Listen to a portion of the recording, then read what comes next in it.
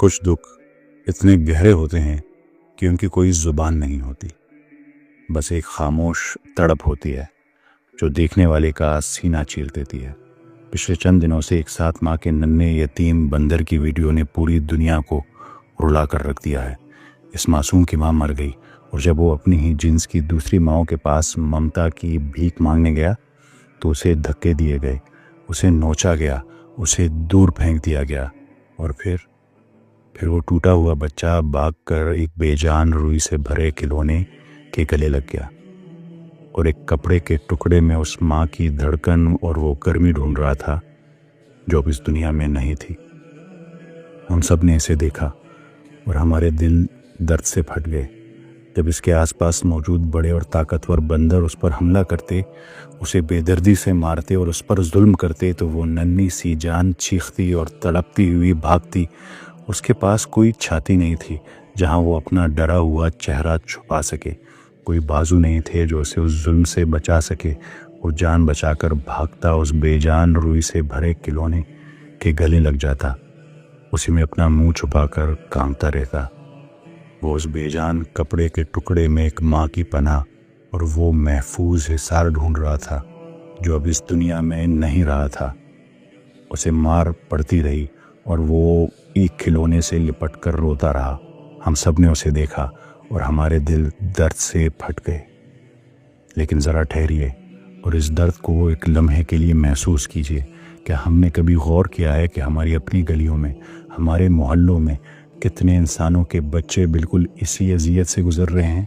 دنیا میں ہر 50 میں سے ایک بچہ یتیم ہے۔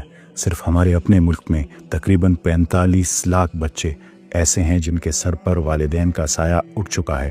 وہ بھی اس معاشرے کی بے حسی اور تلخ رویوں کے دھکے کھاتے ہیں اور کسی بے جان سہارے میں محبت ڈھونڈنے پر مجبور ہیں۔ ان 45 لاکھ یتیم بچوں میں سے نہ جانے کتنے ہی ایسے ہوں گے جو اپنے بستروں پر سسکیاں لے رہے ہوں گے۔ وہ اپنی ماؤں کی خوشبو کے لیے تڑپیں گے، اپنے باپ کے مضبوط سائے کو ترسیں گے۔ وہ رات کی اس خاموشی میں کسی اپنے کے پیارے لمس کے لیے اور ماں کی گود کی اس محفوظ پناہ گاہ کے لیے روئیں گے جو اب کبھی لوٹ کر نہیں آئے گی۔ بالکل اسی ننھے بندر کی طرح وہ بھی تنہائی میں کسی بے جان تکیے یا دیوار سے لپٹ کر اپنے آنسو چھپانے کی کوشش کریں گے، کیونکہ ان کے پاس وہ سینہ نہیں رہا جہاں وہ اپنا ڈر چھپا سکے۔ قرآن کریم نے یتیم کے معاملے کو صرف ایک اخلاقی نیکی نہیں بلکہ اسے ہمارے ایمان کی کسوٹی بنا دیا ہے۔ کائنات کے خالق نے اپنے سب سے پیارے محبوب حضرت محمد صلی اللہ علیہ وآلہ وسلم کو بھی یتیم پیدا کیا تاکہ رہتی دنیا تک یتیم کا مقام اور اس کا دکھ سمجھا جا سکے۔ سورہ دعا میں رب کائنات کتنے پیار سے فرماتا ہے، الم یجد کا یتیمن فآوا، کیا اس نے آپ کو یتیم نہیں پایا پھر آپ کو پناہ اور ٹھکانہ نہیں دیا؟ اللہ تعالیٰ نے خود یتیم کو پناہ دی، لیکن ہم کیا کرتے ہیں؟ یاد کیجیے اس بندر کے بچے کو جسے دھتکارا گیا۔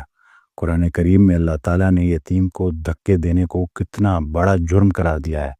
سورہ معون میں اللہ تعالیٰ فرماتے ہیں، ارأیت الذی یکذب بالدین فذلک الذی یدعو الیتیم، کیا تم نے اسے دیکھا جو دین کو جھٹلاتا ہے؟ یہی تو ہے جو یتیم کو دھکے دیتا ہے، یعنی جو یتیموں کو دھتکارتا ہے، اسے خود سے دور کرتا ہے، وہ دراصل اپنے دین، اپنی آخرت کا انکار کر رہا ہے۔ اور اگر کوئی اس معصوم یتیم کی مجبوری کا فائدہ اٹھاتا ہے تو اس کے لیے سورہ نساء کی آیت نمبر 10 میں کائنات کی بہت سخت وعید ہے۔ بے شک جو لوگ یتیموں کا مال ناحق کھاتے ہیں وہ اپنے پیٹوں میں بس آگ بھر رہے ہیں، اور وہ جلد ہی بھڑکتی ہوئی آگ یعنی جہنم میں داخل ہوں گے۔ وہ ننھا سا جانور تو ایک بے جان کھلونے سے لپٹ گیا کیونکہ اس کے پاس کوئی اور راستہ نہیں تھا، لیکن ہمارے محلوں، ہمارے شہروں کے ان 45 لاکھ یتیم بچوں کے پاس تو ہم موجود ہیں۔